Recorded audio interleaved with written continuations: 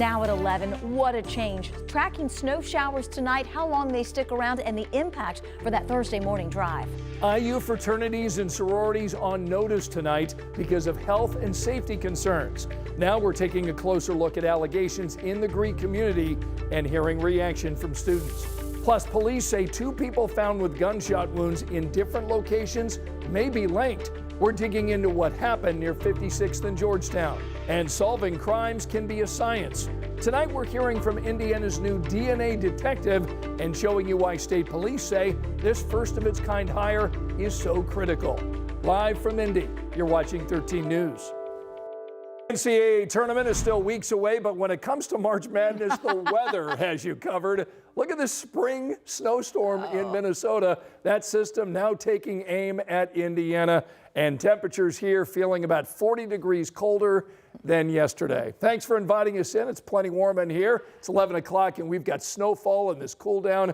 So, Angela, the commute could be a little tricky tomorrow. Yes, I peeked outside and really no snow sticking downtown. But if you get under a steady burst, might be enough for a quick coating. And with temperatures dropping, as you mentioned, any road that's wet, especially elevated surfaces, could be a little slick early tomorrow morning. So be thinking ahead for a slower drive. That's what you need to do. The impacts overnight, still a few snow bursts and still a few slick spots. You can see with live Doppler 13 radar the movement of these snow showers from northwest to southeast, so we're not done with the snow yet.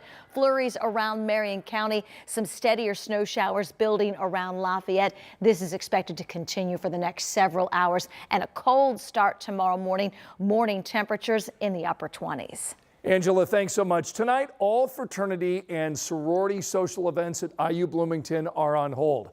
We're told tonight this pause is to address reports of health and safety concerns. So tonight our Logan Gay is in Bloomington digging into recent police investigations within the Greek community and talking with students about unease on campus.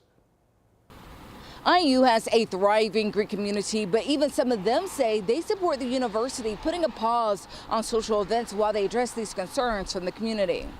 You know, it's never good when police are involved, so I feel like that's caused, a lot of issues. This student says the recent temporary pause on fraternity and sorority social events at IU Bloomington was unexpected. There's a lot of good events too have been canceled. A lot of good things have, been hurt out of this too. But I think everybody's devastated. He's a member of a fraternity himself. According to police, the 2 fraternities at the center of the investigation are Beta Sigma Psi and Beta Theta Pi. Police say the investigation stemmed from 2 parties where attendees believe drinks had been tampered with. In another incident, someone had to get medical treatment after a partygoer threw a full beverage can at their head. All of this happening over the last week. The fraternity member we spoke with says he's also heard of drugs being used, but that his group works hard to maintain the highest standards of safety. People should understand that, it's obviously not, fraternity's actions or somebody's, a person's actions, and people can make, harmful actions. So I think it makes people really step back and understand your surroundings and, really makes people take, kind of consideration who you're hanging out with and what you're doing and spending your free time with. That's something these 2 freshman students agree with, saying it's disappointing to hear what's going on. Something no one wants to hear about, and obviously you come to college hoping that it's a place where everyone can just have fun and get their education and not have to deal with scary stuff like this going on. But I guess it's kind of a hard truth that we live with. It's really scary, just knowing that anything can happen to anyone at any moment. I just feel like, you always have to be cautious of your surroundings. This isn't the first time IU has paused Greek life. They did it in 2021 after someone reported a rape after Halloween. A handful of fraternities and sororities are currently facing some sort of discipline. I think that it's good for others, to put a pause on things and to let everyone know that, listen, this can't be happening, and if it does, there's going to be consequences. The pause will end on March 24th. In Bloomington, Logan Gay, 13 News. Right now, police are investigating a shooting at a strip mall on the northwest side of Indianapolis. Tonight, IMPD is confirming officers found a person in critical condition near 56th and Georgetown around 6 tonight. Shortly after that, police say a person with a gunshot wound showed up at an area hospital. We're told that person is said to be stable right now. Police believe that person is somehow connected to that scene at 56th and Georgetown. Right now, we're working to learn how and what may have led up to that shooting. Tonight at 11, a Muncie woman is now charged with capital murder in Texas. connected to the death of her cousin's 6-year-old daughter.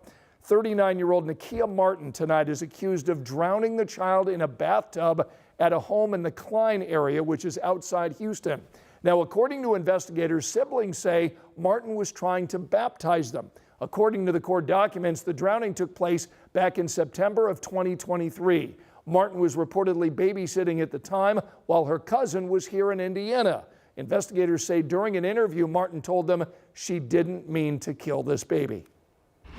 Here's a look at the other stories making headlines right now. Tonight, investigators have just identified the 2 men who were found dead in Brownsburg. Right now, police are investigating it as a double homicide. Officers got the call around 2:30 this morning near Main and Green Streets. They found 19-year-old Lucas Brearley and 25-year-old Zachary Johnson dead. Both men are from Indianapolis. Police tell 13 News they've now detained a person of interest. Right now, we're working to learn what may have led to the gunfire. Tonight, a Greenfield man is now charged in connection with that deadly shooting that happened outside of an Indianapolis restaurant. 34-year-old Randy Godfrey is now facing a count of murder. Police say he shot 32-year-old Robert Smith outside the Texas Roadhouse on Southport Road last Friday. They tell us the men got in a fight inside the restaurant before the shooting. A 21-year-old tonight is under arrest and charged for a shooting during a gun sale back in December. This happened on Canby Road near State Road 267 on the far southwest side. Police tell us they used public safety cameras to track down Trayvon Alvis. He faces multiple charges, including attempted murder. A body found in Mesa Verde National Park is tonight confirmed to be a missing Indianapolis man. 73-year-old Thomas Irwin disappeared more than a year ago. An initial search lasted days. Park officials ultimately discovered Irwin's remains near the trail he was hiking in January of last year. Remember, you can find all of our latest local stories anytime on our 13 News app.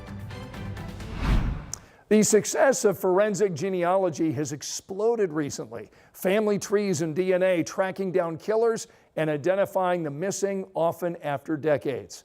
Well, now the Indiana State Police are one of the first police agencies in the country to hire someone specifically with those skills. Our Jenny Runovich introduces us tonight to their DNA detective. When it comes to crime fighting, mysteries of murder and missing persons are often solved inside the laboratory of Indiana State Police. And now there's a new citizen sleuth working side by side with law enforcement. It's a dream job. A scientist cracking cases through forensic genealogy. Forensic Investigative Genetic Genealogist, or we call it FIG. I like to say that I'm a DNA detective, and I love a good mystery. So for me, finding a role that I could do all of the above was really, really exciting. Bradley Marchant may wear a bow tie instead of a badge, but this DNA detective could be the most significant hire by ISP in decades. The first ever forensic genetic genealogist working for state police, only the 6th such position nationwide. Police in Indiana had been outsourcing this kind of work to private labs at a cost of thousands of dollars per cold case. Now, Marchant can puzzle it out in-house, solving crimes faster and cheaper, with technology seen as a game changer. This is huge. First Sergeant Kevin Smith runs the state's cold case team. He says FIG is the biggest breakthrough in criminal investigations since the fingerprint and DNA itself. The Ted Bundys of the world might not exist after this.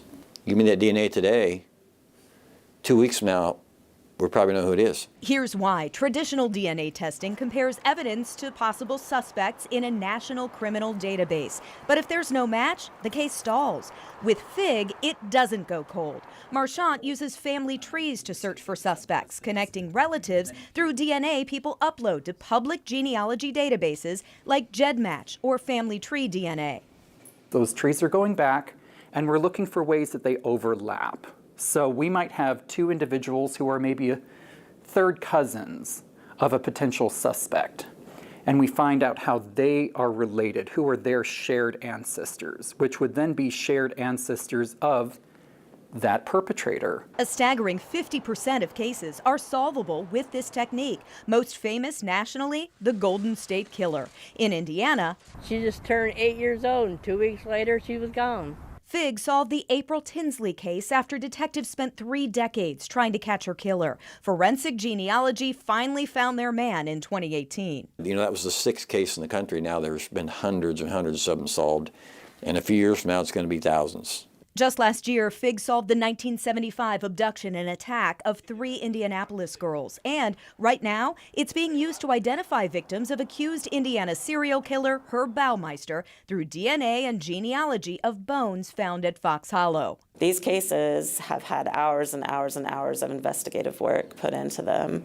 And then to be able to just give them that little piece that brings it all together, it's pretty amazing. Marchant got his first lead on a case after just 6 days on the job. In 6 days, 1,400 individuals were put together to help identify this one person. I mean, that just goes to show how powerful the tool can be. All Indiana law enforcement now can access FIG and Marchant's work at the state lab for free, saving time, money, and future crime victims. This is not necessarily a cold case technique. This is a case technique. Active investigations for people who are maybe currently serial rapists or serial murderers or serial criminals. Maybe we catch the guy before he reoffends, which is kind of the whole point. Taking criminals off the streets with forensics, family trees, and a DNA detective hunting them down. In Indianapolis, Jenny Runovich, 13 News.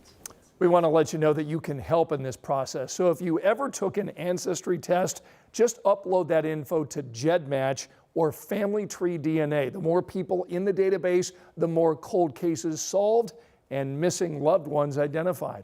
We've got a link for you right now. It's on WTHR.com. Turning around the embattled Indianapolis Housing Agency. Tonight, the new CEO shares her plans with 13 News to correct long-standing problems preventing some Hoosiers from getting help. 60s yesterday, snow tonight, 70s in the 7-day. I'm covering all of the big weather changes in your forecast. It's always time for basketball here in Indiana, but now the Big Ten is bringing its biggest stars here to Indianapolis for the conference tournaments. Tonight, we're looking ahead to the IU women's debut tomorrow and hearing from fans about what makes these big-time events so fun. That's all next.